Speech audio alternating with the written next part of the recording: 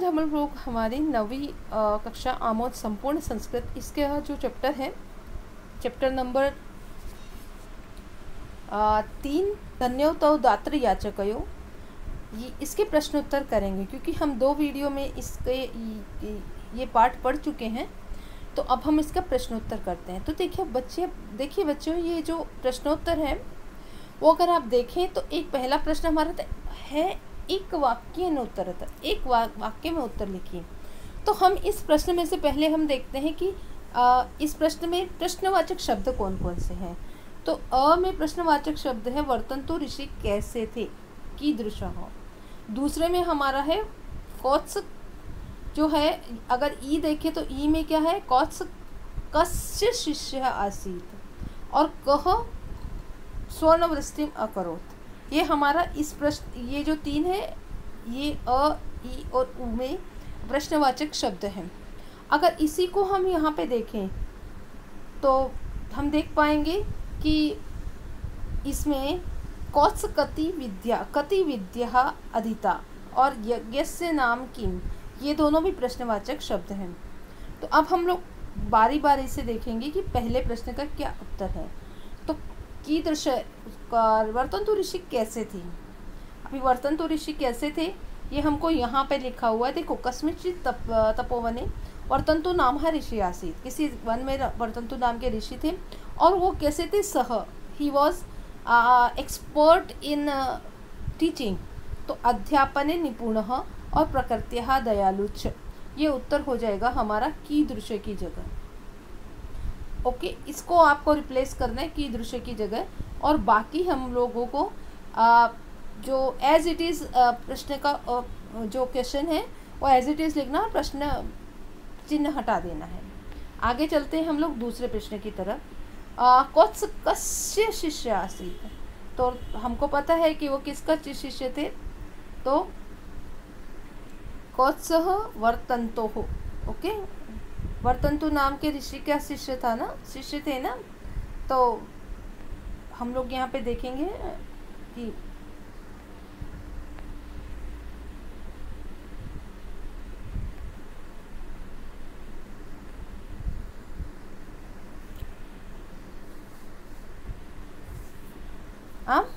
सो यहाँ पे हम लोग देखेंगे कि वर्तन्तोः, यहाँ पे प्रश्न का उत्तर हो जाएगा कस्य की जगह वर्तन्तोः वर्तन्तोः, ये उत्तर हो जाएगा।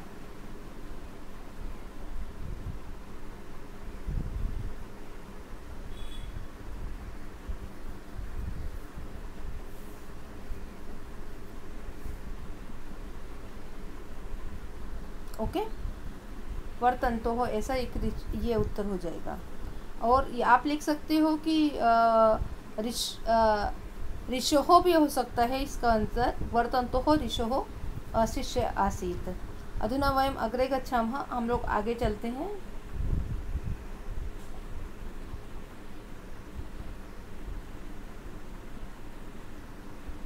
और आप लिख सकते हो कि वर्तन्तु नामक ऋषयः शिष्यः, ऋषि के शिष्य थे, ये भी लिखा जा सकता है इसमें। आगे हम देखते हैं नेक्स्ट प्रश्न, कह स्वर्णवृष्टि, यहाँ पे है कति विद्या कौत्सेन अधीता। तो हमको पता है कि उसने कितनी विद्या ली थी। तो यहाँ पे उन्होंने कहा है कि आपने मेरे से 14 विद्या अधीता। तो यहाँ पे ये उत्तर हो जाएगा कति की जगह है। नेक्स्ट हमारा है प्रश्न जो है वो हमारा क्या है कि रघु यज्ञस्य नाम किम। तो रघु के यज्ञ का नाम क्या था। तो यहाँ पे देखिए ये उत्तर है विश्वजीत नामनी यज्ञ। तो विश्वजीत जो था ना, ये रघु के यज्ञ का नाम था। अब हम लोग आगे चलेंगे। आगे हमारा प्रश्न है यहाँ पे, कह स्वर्ण वृष्टि अकरोत्। तो कह किसने की थी स्वर्ण की वर्षा। तो हमको पता है कि कुबेर ने की थी। तो यहाँ पे कह की जगह कुबेर आ जाएगा। ठीक है, ये हमारा उत्तर हो गया है। अब हम लोग प्रश्न निर्माण करेंगे। तो देखिए यहाँ पे सप्तमी विभक्ति एक वचन है, अध्यापने वर्तन्तु अध्यापने निपुणः। तो सप्तमी विभक्ति में हम लोग किम प्रोनाउन का सप्तमी विभक्ति लिखेंगे तो कस्मिन आ जाएगा। ओके, तो हमारा उत्तर क्या आएगा, वर्तन्तु कस्मिन् निपुणः, और उसके बाद में प्रश्न चिन्ह। अध्यापने की जगह कस्मिन् शब्द आएगा। ओके, आधा से और उसमें मी म जुड़ा हुआ और ई की मात्रा और न हलंत। ठीक है, अब यहीं पे सेम देखिए, यहाँ पे ये लिखा है कौत्सस्य, तो यहीं पे किन प्रोनाउन का षष्ठी विभक्ति करेंगे तो कस्य आ जाएगा, तो यहाँ पे कस्य। ओके, ये उत्तर हो जाएगा। अभी हम लोग आगे चलते हैं। समूहेतर पद चिनुतः लिखतः च। समूहेतर पद मतलब होता है ऑड वन आउट। तो यहाँ पे देखिए, यज्ञ मतलब भी यज्ञ होता है, क्रतु मतलब भी यज्ञ होता है, सप्ततंतु मतलब यज्ञ होता है, और वर्तंतु एक नाम है, तो ये हमारा ऑड वन आउट हमारा वर्तंतु हो जाएगा। विज्ञ, अज्ञ, अभिज्ञ और पटु। ओके, तो विज्ञ मतलब होता है बहुत ज़्यादा जानने वाला, अभिज्ञ मतलब भी जानने वाला, और पटु मतलब भी जानने वाला, तो अज्ञ मतलब बिल्कुल नहीं जानने वाला। ठीक है, तो ये हमारा ऑड वन आउट यहाँ से हो गया। अभी यहाँ पे देखते हैं पर्जन्य, वर्षा, दृष्टि और वृष्टि। पर्जन्य, वर्षा और वृष्टि ये तीनों हमारा क्या है, बारिश के सिनोनिम है, और ये दृष्टि है वो हमारी आँखों का सिनोनिम है, तो ये हमारा ऑड वन आउट हो गया। अब हम लोग आगे चलते हैं। क्षमाव्रत, याचकः, वनीयकः और मार्गणः। तो इसमें से देखिए, क्षमाव्रत मतलब होता है राजा, बाकी तीनों जो है वो याचक पे है। याचक मतलब भिखारी, वनीयक मतलब वन में घूमने वाला, वन में वही रहेगा ना जिसके पास में घर नहीं होगा, और मार्गणा मतलब रोड पे रहने वाला। कुबेर है यागः, धनाधिप और धनतः। देखो, कुबेर मतलब बहुत, जिसके पास बहुत सारा पैसा हो, और धनाधिप भी कुबेर का ही समानार्थी है, और धनदह भी कुबेर का ही समानार्थी है, तो यहाँ पे हमारा ऑड वन आउट हो जाएगा यागः। ओके, तो इस तरह से हमारा ये जो प्रश्न है उसका उत्तर हो गया है। अभी हम लोग विरुद्धार्थक शब्द लिखेंगे। प्रभुत्व मतलब होता है बहुत सारा, तो प्रभुत्व का हमारा विरुद्धार्थी हो जाएगा अल्पम। ठीक है बच्चों, आगे समीपम। समीपम मतलब होता है पास में, तो इसका हो जाएगा दूरम, दूर। ओके, ये हमारा हो जाएगा इसका विरोधार्थी। ओके, ये साइन लगा के आपको लिखना है इसके सामने, जैसे प्रभुत्वम लिखना है और फिर क्रॉस का साइन लगा के अल्पम लिखना है, ऐसे ही समीपम लिखना है, क्रॉस का साइन लगा के आपको दूरम लिखना है अपनी नोटबुक में।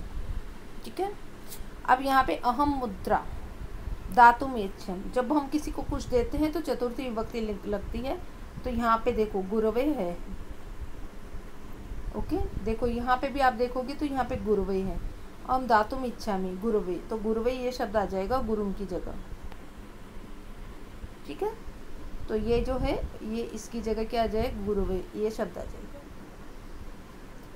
ओके, आगे हम देखते हैं वर्तन्तु कोत्सम अकथयत। कथ शब्द आता है, उसमें चतुर्थी विभक्ति होती है, तो कोत्साय आ जाएगा, अकथयत। ओके, तो इस तरह से ये प्रश्न का उत्तर भी हम लोगों ने कर लिया है। अब पाठ में उकारांत नामानि विशेषणानि चित्वा च लिखत है, तो उकारांत जो विशेषण है वो हमको लिखना है। तो देखिए यहाँ पे पहला ही आ जाता है उकारांत, एक तो दयालु आता है, ये बट्टू का बटवा होता है, इसके लिए ये लिख सकते हो या तो ये लिख सकते हो। इसी तरह से गुरु हमारा क्या है, ये भी हमारा विशेषण ही है। विशेषण किसे को कहते हैं पता है ना, जो कि विशेषता बताता है। किसकी विशेषता बताता है, किसी भी व्यक्ति की। तो गुरु भी, जैसे वो उसका गुरु है तो मतलब विशेषता बता रहा है। बटू मतलब होता है सन्यासी, और दयालु मतलब होता है दया करने वाला। तो ये सारे शब्द है ना वो क्या है, विशेषण है और उकारांत है, इसके लिए ये हमारे उत्तर हो जाएंगे। अब हम लोग देखते हैं मंजूषा उचितई अव्यय कोष्टक पूरेयत। तो अभी हम लोगों को यहाँ पे क्या लिखना है, तुमंत लिखना है, लेवेंत लिखना है, और ये लिखना है, क्या कहते हैं, त्वांत लिखना है। तो सिंपल है, पहले त्वांत ढूंढ लो। तो त्वांत में देखिए ये त्वा है, जिसमें लास्ट में त्वा है वो त्वांत है। तो एक तो ये श्रुतवा त्वांत है और एक दृष्टवा त्वांत है, और कुछ त्वंत दिख रहा है वो नहीं दिख रहा। अब जिसमें यह होता है लास्ट में वो हमारा हो जाता है पूर्वकालक लेव्यंत, जैसे उपगम्य, और उसके पहले हमारा प्रीफिक्स होना चाहिए। तो देखिए ये दोनों हो गया है हमारा त्वांत। ओके, अब हम लोग देखते हैं लेव्यंत। तो लेव्यंत में हम लोग देखेंगे यह किसमें, एक तो इसमें यह है, ओके, एक इसमें यह है, ओके, और उसके पहले उप है, यहाँ पे आ है, ओके। इसके बाद में हम लोग देखेंगे यहाँ पे भी यह है विहाय, और यहाँ पे भी समाप्य है।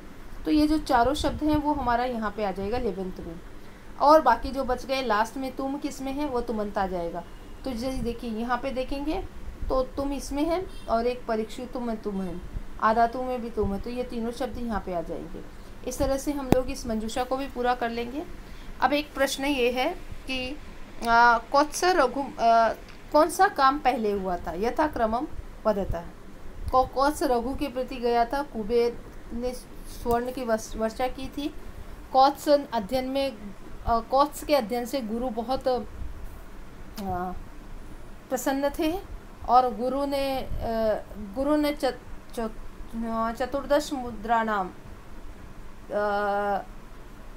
चतुर्दश मुद्राणाम याचना की थी। और ये एक रघु कुबेरस्य कुबेर आक्रमणस्य संकल्प, रघु ने कुबेर का पर आक्रमण किया। तो सबसे पहले क्या हुआ था कि सबसे पहले कौत्स है ना, वो गया था रघु के पास में। फिर क्योंकि कौत्स के अध्ययन से गुरु प्रसन्न थे, लेकिन बार बार हो गया तो उस गुरु ने उससे मांग लिया, चतुर्दश कोटि मुद्रा मांग ली। तो रघु कुबेर के पास में कौत्स रघु के पास में गया और रघु के पास पैसे नहीं थे, तो रघु ने क्या किया, कुबेर पर आक्रमण करने का संकल्प लिया और कुबेर ने स्वर्ण वृष्टि की। तो इस तरह से पहला हमारा अ हो जाएगा, उसके बाद में हमारा उ होगा और उसके बाद में आ जाएगा।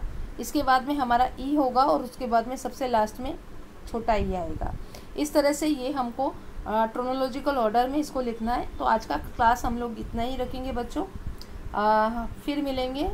हंसते रहिए, मुस्कुराते रहिए, गुनगुनाते रहिए और हमेशा खुश रहिए। धन्यवाद।